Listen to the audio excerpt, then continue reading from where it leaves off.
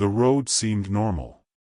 I was driving through the Kansas countryside, cutting through a secondary section that the GPS had recommended as an alternative route. It was early afternoon, with clear skies and the radio playing softly. After a while, I began to find it strange that I hadn't come across any cars. No signs, no gas stations. Just a straight road and that growing, annoying silence. That's when I saw the sign, "Welcome to Elderglen." I'd never heard of it. But the town seemed peaceful, with well-kept old houses, clean sidewalks and an almost timeless air. I parked the truck in a square, near a grocery store. As soon as I got out, a man approached me with a calm smile, the kind that seems a bit rehearsed. He greeted me by name, even though I had never said it. He said it was a pleasure to welcome someone new there. I tried to explain that I was just passing through, but he didn't seem to mind. Other residents appeared, all kind and curious. They offered me food, rest, even a place to take a shower. The strange thing was that everyone was wearing old clothes, like from the 50s, and everything seemed too clean. No dust, no wear and tear, like a town in a movie. I decided to explore a little, but I started to realize that the streets didn't make much sense. Turn right and you'll reach the same square. He turned left and stopped in front of the same grocery store. The city seemed to fold in on itself, like a maze in disguise. I tried to leave, get back on the road, but every time I took the exit, the road took me back to the center. GPS is frozen, only showing a fixed point, with no possible route. And, to make matters worse, time seemed to stand still. The clock read 2:17 p.m. since I arrived. I started asking the locals how to get out, but they kept dodging me. They changed the subject. One of them, an older woman in a blue dress, grabbed my arm and whispered, "If you want to get out, keep trying. Don't trust yourself when it seems easy." After that, she smiled as if nothing had happened and walked away. I went back to the truck, scared. I decided to sleep in the truck bed and try to get out at dawn. But when I woke up the next day, everything was the same. Same sky. Same people. And the clock was showing 2:17 p.m. again. I tried to leave several times that day. I took every possible exit, even dirt roads and improvised shortcuts. But no matter the route, I always ended up back at the main square. Sometimes just a few seconds apart, as if the path had been erased. Others seemed to take hours to realize they were back in front of the same grocery store. I started to notice small details that didn't add up.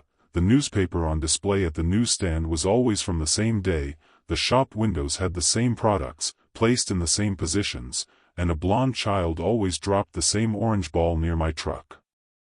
On the third morning, or what it should have been, I noticed something even stranger. Every time I woke up, a few things would change slightly. A new resident, a different detail on the facades of the houses, as if the city were testing variations. But the faces of the residents, they began to seem more disconnected. Their smiles would last half a second longer. Their gaze would go blank when I asked something direct. And a boy who offered me an apple would hold the fruit too tightly, as if he were imitating a gesture, without understanding what he was doing. I started to wonder if those people were real. If they were always there. Or if they were there because of me. One night, I snuck into a random house, just to try to understand. Everything seemed too real, smells, textures, furniture. But on the walls, instead of paintings, there were mirrors covered with sheets. One of them was uncovered, and when I looked, I didn't see my reflection. Instead, I saw the square, empty, the sky dark and the grocery store on fire. I blinked and everything went back to normal. But since then, I've felt like someone was watching me every step of the way. The fifth time I woke up, I found no one in the city. Deserted streets, closed doors, absolute silence. It was like everyone had disappeared. Just the sound of the wind between the trees in the square. I went into the grocery store, and instead of the owner's place there was a large mirror leaning against the counter. And that time, I saw myself, exhausted, aged, dirty. Like I've been there for months. But the watch on my wrist still read 2:17 p.m. The city seemed to slowly digest me, erasing my memory, testing my resistance. And the worst part is that, at that moment, I was no longer sure if I had ever really been there, or if I had always been there. The last time I tried to leave, I didn't use the road. I ran on foot, crossing the woods behind the houses, jumping over fences, ignoring my tiredness. I walked for hours, or what I thought were hours, until I saw the highway. His heart almost burst with relief. But when I got to the asphalt and looked around, there was the sign. Welcome to Elderglen. And my truck, parked in the same spot as always. It was as if the city had turned me inside out and put me back at the beginning. The only difference was that now I was tired. Tired on a level that wasn't just physical. It was as if time was running out for me. I returned to the square without thinking. The residents had returned. They greeted me as if nothing had happened. The same sentences. The same smiles. The child dropped the ball. The woman in the blue dress walked by and smiled. And I sat on the concrete bench, without strength. That day, I realized, I was part of it now. The city wasn't just a place, it was a trap. A staging. A closed cycle that fed on someone's presence. And, perhaps, when someone new arrived, I would take the place of one of the residents, with a calm smile, old clothes, and the look of someone who no longer remembers who they were. I don't know how much time has passed since then. I don't know if I'm writing this for myself, or if someone will read it one day. I found a notebook in the city library, full of similar stories. Different signatures, different years. One of them, dated 1964, ends with the same sentence I am about to write now. As if it were the final warning. As if everyone who passed through here left a mark, or a trap, for the next unsuspecting soul. Maybe it's the only way to escape, or to warn. So if you're ever driving through rural Kansas and see a faded sign that says, "Welcome to Elderglen," don't go in. Don't stop. Don't talk to anyone. And most of all, don't trust the smiles. The cargo was simple, a closed, unmarked, unlogoed truck. I picked it up at an industrial warehouse in Arizona around 10 p.m. The guy who handed me the documents wasn't wearing a uniform and didn't give me any details. He just told me to follow the route marked on the paper and, above all, not to open the cargo compartment. Or stop for too long. Fast delivery, no questions asked, he said, with a cold, dry handshake.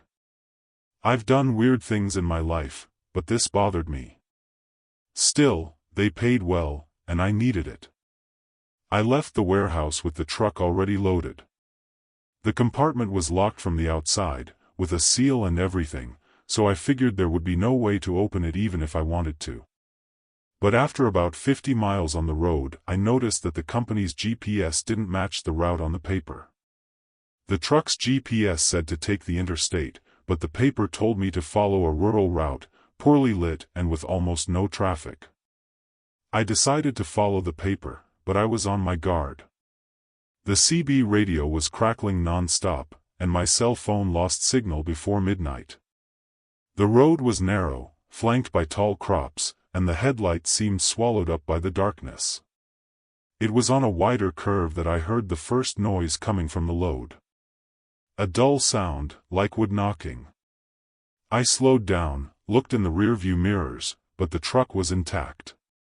I continued on my way, but the noise repeated itself from time to time. Scraping, creaking. as if something inside was moving. I tried to ignore it, but I couldn't. I stopped the truck on a dirt shoulder, got out and went to the back with the flashlight in hand. The seal was still there, but different. The plastic part looked distorted, as if it had melted slightly. I smelled a strange smell, a mixture of incense, raw meat, and wet earth. My curiosity won out. I broke the seal with a tire iron and struggled to open the door. Inside, there were no boxes or pallets. It was an altar. An altar, complete with unlit candles, symbols carved into the floor of the truck, and figurines I couldn't identify, distorted shapes, human, but wrong. In the center, a circle drawn with something that looked like dried blood. And an open book on a black stone. When the door opened completely, a cold wind blew out from inside. There shouldn't be any wind. But there was. And I knew, in that instant, that I had made a mistake. I got back into the truck, scared, locking the cabin as if that would do any good. I started the engine and got out of there as fast as I could. But from that moment on, everything started to go wrong. The radio started working again for a few seconds and only emitted one phrase in a distorted voice: "You opened." It repeated in a loop until it became a hiss. The GPS froze with the screen shaking, and all the lights on the dashboard came on at the same time. The engine started to fail, even for no reason. The road seemed increasingly narrow, as if it were closing in on me. The world around me became darker than it should have been. The trees on the sides of the road were acting strangely. They seemed to move their branches slowly, as if they were following the truck. I glanced in the rearview mirror and I swear I saw a figure inside the truck, crouched in the corner, motionless. But there was no way anyone could have gotten in. When I turned back around, the headlights caught sight of an animal crossing the road. Or so I thought it was. It looked like a deer, but with much longer legs and no eyes. I slammed on the brakes, skidded, and nearly lost control. When the truck stopped, I looked through the window, nothing there. No tire tracks, no animal. Just the strong smell of incense and the cold air.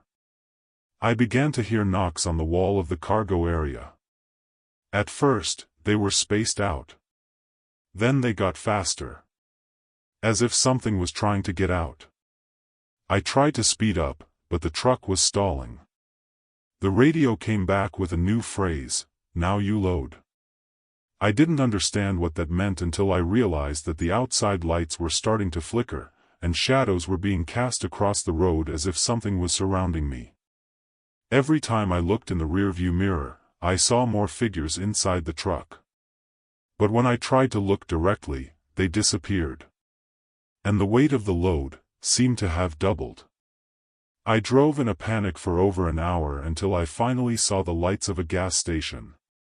I went in, almost knocking over the gas pump. I ran out, screaming for help. But the attendant just looked at me with a pale face, as if he already knew what it was. I asked if I could use the phone, but he just pointed to the back of the truck and said, "You opened it, right?" My skin went cold. How did he know? I didn't answer. I just stood there, staring at him, waiting for him to say something else. But the attendant just went back into the station and locked the door. I was left alone with that truck, with that load that now seemed to be breathing. The engine was still running, but I didn't have the courage to go back. I sat on the curb and tried to understand what was happening. It was then that I heard a voice, low, hoarse, whispered, coming from inside the load. It didn't say words. It was like a lament, something that dragged between the sound and the air. I got up, but I didn't go over there. Not again. I left the truck there and left on foot, walking for hours until I found a road with a sign and asked for help. They said they found the vehicle intact, sealed, with no signs of alteration. No sign of altar, symbols, or statuettes. The compartment was empty. Completely empty. And no one could explain how the seal had broken. I was interrogated, analyzed, until they considered me a case of extreme stress. I remained silent. I knew that, even without physical proof, it would mark me forever. And I still felt the weight of what I carried. Since that day, I have avoided driving at night. But the effects have never stopped. Mirrors in the house break on their own. Animals avoid me. And sometimes, when I wake up, I find symbols scratched on the bedroom wall, the same ones I saw in the truck. I have tried to burn the clothes from that trip. Some of them don't catch fire. And in my dreams, I return to the road, with the radio hissing, and the same voice whispering in the darkness, "You opened it. You carry it."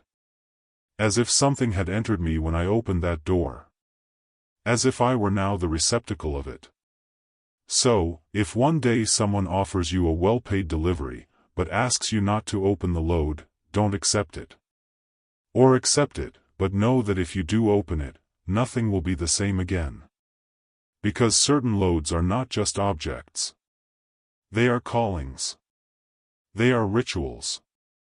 And the truck? It just needs someone to carry it. It was around 2 a.m., on an empty highway in the backwoods of New Mexico. The kind of stretch where you can go hours without seeing a car, just darkness, desert, and the monotonous sound of an engine. I was driving at a steady speed, trying to keep my mind awake, when I saw something up ahead. A flashing light, like a broken headlight.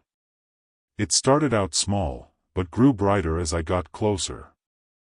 I thought it was someone having a breakdown on the road, so I slowed down, put on my hazard lights, and got ready to help. But as I got closer, I realized something was wrong. The light wasn't coming from a car. There was nothing on the shoulder. Just a hooded figure standing in the middle of the road, holding what looked like an old-fashioned kerosene lantern. The light wavered in a strange way, pulsing, as if it had a life of its own. I slowed down until I stopped about 30 meters away. I turned on my high beams to see better, and that's when I saw it. The figure had no face. The hood covered everything, and even with the direct light, nothing reflected there. It was as if the darkness inside the hood swallowed up the light. I stood there inside the truck, my hand firmly on the steering wheel, feeling the sweat running down the back of my neck.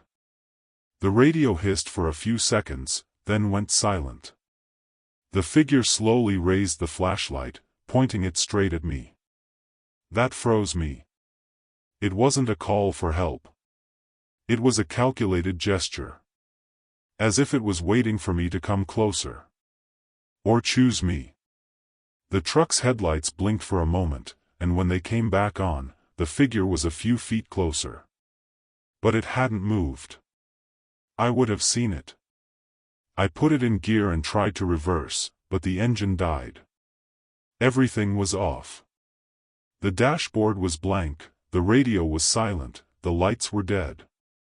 The only light now came from the thing's headlight. And it kept getting closer. Little by little, as if the air itself was pushing it.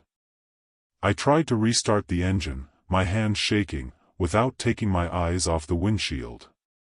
And that was when, for the first time, I noticed a sound. It wasn't wind, or footsteps. It was a kind of low whisper, coming from all sides at once. As if the entire road was trying to tell me something. I managed to restart the engine suddenly, as if something had left me. The entire cabin shook, the headlights came on again, and, by reflex, I stepped on the accelerator. The truck moved forward, and for a second I thought I was going to run over that figure. But nothing happened. It disappeared. It vanished into thin air, as if it had never been there. There was no sound, no impact, nothing. The headlight fell to the ground and remained on, even though no one was holding it. The strange thing is that when I passed over it, I felt nothing. No jolt, no resistance. It was as if I had passed through solid fog. I drove without stopping until I reached an area with a signal. I contacted the company's headquarters and asked to be redirected. I made up a mechanical failure just to get off that route. When I stopped at a gas station, hours later, I was still sweating. One of the employees noticed my condition and offered me water. I ended up telling him what I had seen, thinking he would laugh at me. But he got serious. He said that road was known for ancient apparitions. Some people talk about a man with a flashlight. He always appears out of nowhere. They say he's some kind of warning, or a trap. I've been back to that area several times, but I've never driven through that stretch again. And yet, sometimes I see a light flashing in my rearview mirror, even though there's no other vehicle behind me. As if it's still trying to catch up with me. And every time that happens, the truck's headlights flash slightly, just like that day. It's always at the same time, 2:13 in the morning. And the radio hisses slightly before going silent completely. Once, I had the courage to record the hissing and play the sound in reverse. What I heard chilled me. It was a distorted phrase saying, "Follow the light." After that, I never left the radio on until dawn again. But every now and then, even when it was off, it would turn on by itself and the hissing would come back. And the light, far away, on the road, would flash again. Always the same way. Always waiting. And I know that if I ever stop, I wouldn't come back. Over time, I began to notice that other drivers had similar stories. People who saw something on the road, people who tried to escape but couldn't. Some described a man with a flashlight, others spoke of a figure shrouded in darkness. One said he followed the light thinking it was a shoulder of road with help, but when he realized it, he had been driving in circles for hours, without leaving the same stretch of road. No one talks about this out loud. It's like a superstition among us. You don't mention what you saw so you don't call someone back. One morning I stopped at a 24-hour diner in the middle of nowhere. An older guy, a former truck driver, started chatting and, without me telling him anything, asked, "Have you seen the flashlight, right?" I froze. He said he had seen it decades ago and had never been in that area again. It doesn't just want to be seen. It wants to get in, he said, as if it were a living thing. He also said that if one day the flashlight blinks 3 times in a row, it's too late. 3 times is the call. After that, it's just you and the road. Since then, I count. For anyone who wants to listen. Because I think it's the least I can do. To warn. And when I travel new routes, I pay attention. If I see any light where there shouldn't be any, I turn everything off and walk away without looking. I've missed delivery nights, I've driven 200 kilometers just to avoid certain stretches. But I'm still in one piece. Alive. Because since that night, I have had the feeling that something is following me. That something saw my face. That something still waits for me to stop again. So if you're ever alone on the road and you see a flashing light up ahead, think twice. It could just be a vehicle. But if it's a flashlight, don't go. Don't stop. And for God's sake, don't look directly at it. The first time I heard the voice, I thought it was interference. I was driving alone through rural Missouri, late at night, with the CB radio on more out of habit than necessity. The channel had been silent for hours, with just a faint hiss in the background. Then, without warning, a low, calm voice came on, saying my name. Not a regular name, my full name, as it says on my ID. I froze for a second. The sound was so clear, without static, as if someone were inside the cab, talking right next to me. I turned the radio off, then back on. Silence. I thought it was some kind of prank, someone with access to the channel and plenty of time to scare me. But the voice came back an hour later. Same calm, same clarity. You still have that crumpled piece of paper in your wallet, don't you? It was talking about a note I'd kept for years, handwritten by someone who's long gone. A piece of paper I'd never shown to anyone. It was folded in the back of my wallet, among old cards and a faded photo. No one could know about it. My throat went dry. I spent the rest of the night trying to rationalize. Maybe I had left the radio on by mistake during some conversation, or someone was eavesdropping on me. But the next day, the voice came back. You lied to her that day, remember? You said you were stuck in traffic, but you were standing by the lake, smoking in silence. She started detailing moments that I didn't even remember very well. Small, intimate things, things that only I knew. It wasn't just invasive. It was as if the voice was digging up memories that even I didn't visit anymore. And she always spoke in that neutral tone. No judgment. Just confirmation. He even told me about a recurring nightmare that I'd never told anyone about. He described it scene by scene. In the dream, you're trying to scream, but the cabin is underwater. And you see your reflection in the glass, but it's not reflecting you. I had to stop the truck at that moment. I got out and threw up on the side of the road. I felt a terror that wasn't just fear, it was the feeling of being completely exposed. As if someone had opened my mind and was reading every line, taking their time. Over the next few days, the voice began to become part of my routine. Always at night, always when I thought I was alone with my thoughts. It didn't matter if the radio was on or not, it found a way to get in. Sometimes it would come through the sound of the engine, the whirring of the fan, even the hum of the generator at the gas station where I stopped. But it always came back to the radio. And the most disturbing thing was the way it spoke. It wasn't a threat. It was more like someone intimate, too close. A mirror with a voice. It would say things like, "You pretend to forget, but you carry everything in your heart." Or, "She still dreams about you. But not the way you think." I started to get paranoid. I covered the radio with electrical tape, turned off the fuses, and even had the device replaced at a repair shop. Nothing worked.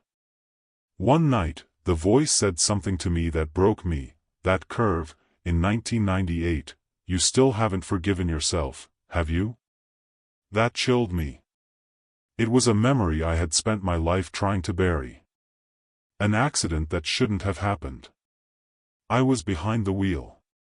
Someone died. I never told anyone the details, not even my family. But the voice knew. And when it whispered the person's name, I broke down. I pulled the truck over to the side of the road, turned everything off, and stood in the dark, trying to control my breathing. The voice was silent for a while.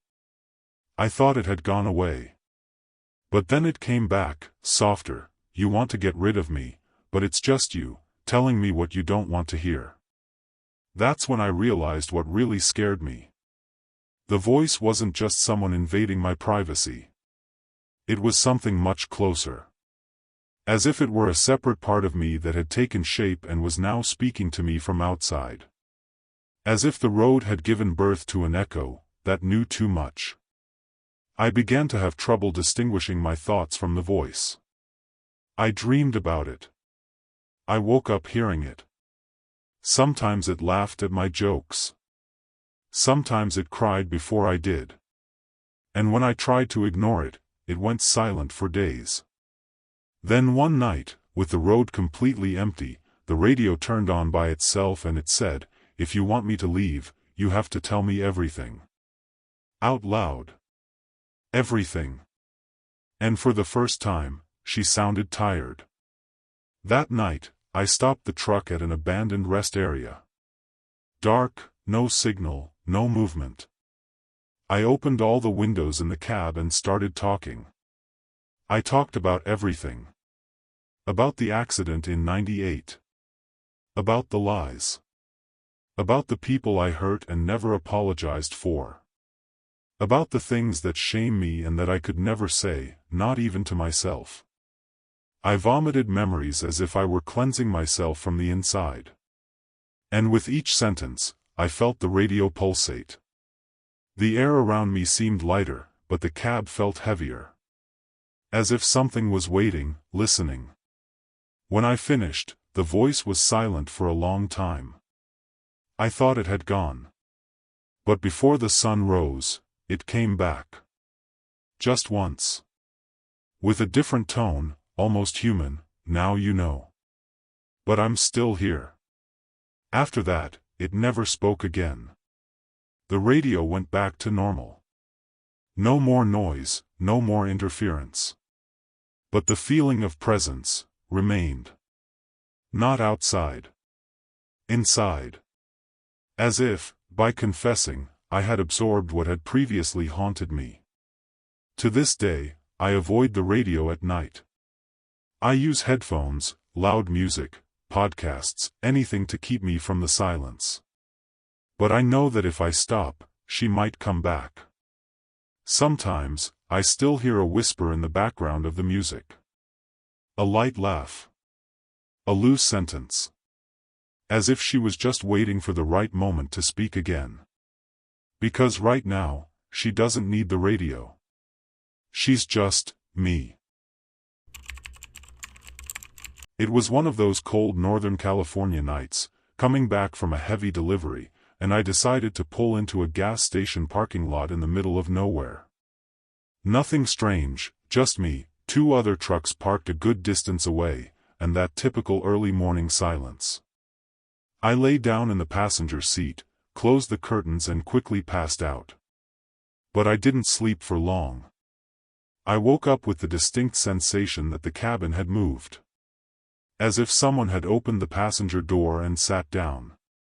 Except there was no door sound. No shock. Just that slight sinking of the bench, that kind of movement that we know by heart.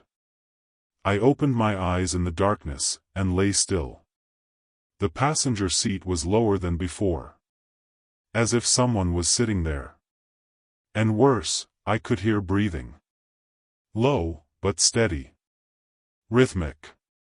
It wasn't my own. It wasn't the sound of the engine, or the wind. It was from inside. From the cabin. I held my breath, trying not to make a sound, and it continued. The breathing of someone close by. Very close. I turned my head slowly and saw nothing. But the weight on the seat, it was still there. And I knew, deep down, that I wasn't alone. I tried to convince myself that I was daydreaming, between sleep and wakefulness. But then my breathing stopped for 2 seconds and I felt something worse. The air changed. It became thicker. As if it were being shared. And in that heavy silence, I heard a crack, as if someone had snapped their fingers near my ear. I jumped out of bed, turned on all the lights in the cabin, and nothing. No one. The seat was still sunken, but slowly starting to return. And my breathing was gone. I got out of the truck, scared, and walked around the gas station yard for almost half an hour, trying to think. I went back and checked all the doors, seals, and compartments. Everything was locked. No sign of a break-in. But when I sat down again, something gave me the creeps. There was a mark on the dashboard. It was as if a finger had passed over the fogged glass and written a word. Just one, here. I spent the rest of the night without sleeping, with the radio on and all the lights on.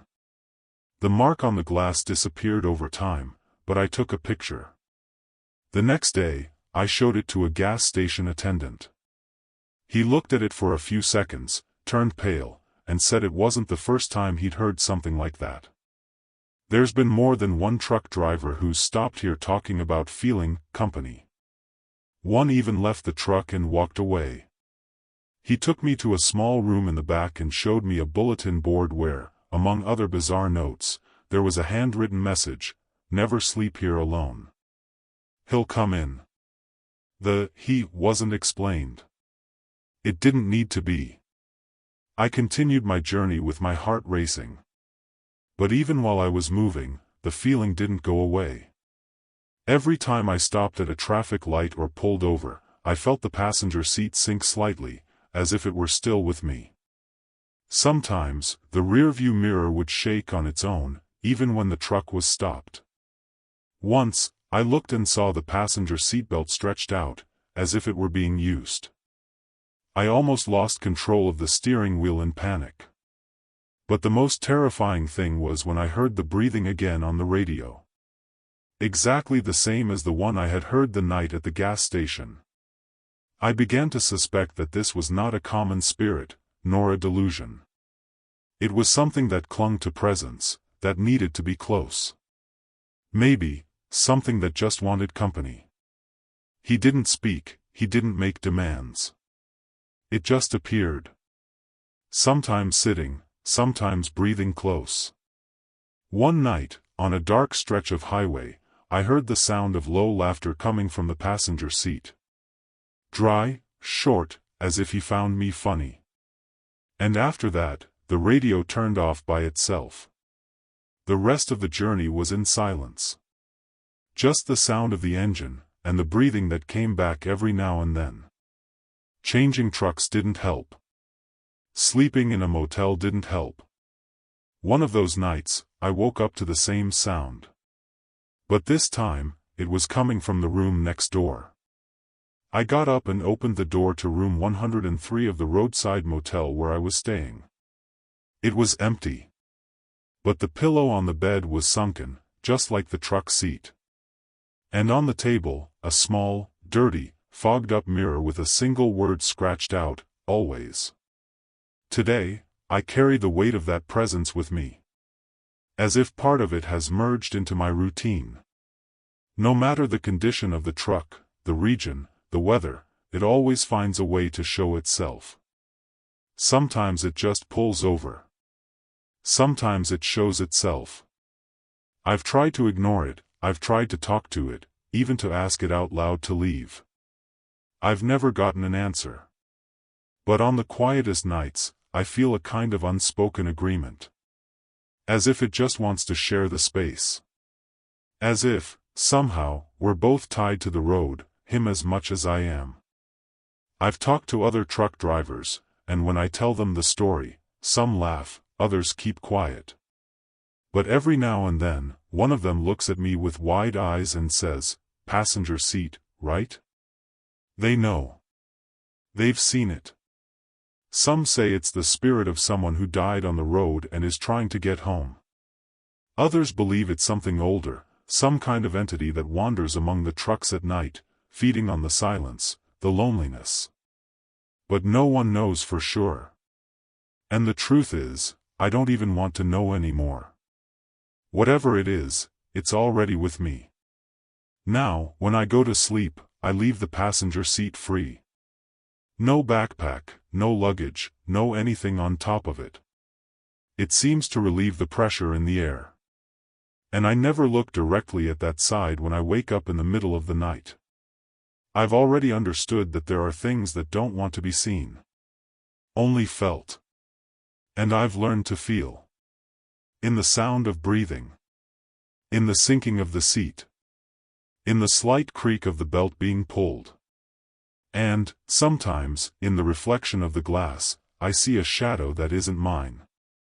So if you're on the road alone and feel someone sneak into the cabin without making a sound, don't look. Just keep driving. They just want to ride with you for a bit. And maybe they're just waiting for the right moment so they don't have to get out anymore.